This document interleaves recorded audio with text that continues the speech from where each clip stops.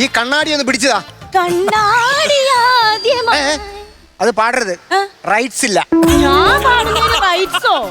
നീ പാടുന്നോണ്ടാണ് റൈറ്റ്സ് ഇല്ലാത്തത്. പാടാൻ അറിയാവുന്നവര് പാടിയാൽ റൈറ്റ്. നീ ഇത് പിടി, ഇത് വിടരുത്, പൊട്ടും. അങ്ങനെ പൊട്ടത്തൊന്നുമില്ല. അല്ല, ചെള്ള പൊട്ടും എന്നാ. ഞാൻ ചെയ്തരാം. നീ ചെയ്താ മുറിയും. ആര് പറഞ്ഞു? എന്റെ അച്ഛന് ഞാനല്ലേ താടി ഷേവ് ചെയ്ത് കൊടുക്കുന്നേ. നീ ഷേവ് ചെയ്ത് കൊടുക്കും? ഇതുപോലൊരു കൺഫ്യൂഷൻ അച്ഛനുണ്ടായിരുന്നു. അപ്പൊ അച്ഛൻ പറഞ്ഞു, മോളെ നീ താടി ഷേവ് ചെയ്യണ്ട, മുറിയും. ഞാൻ പറഞ്ഞു, ഇല്ല അച്ഛാ, ഞാൻ ചെയ്തുതരാം.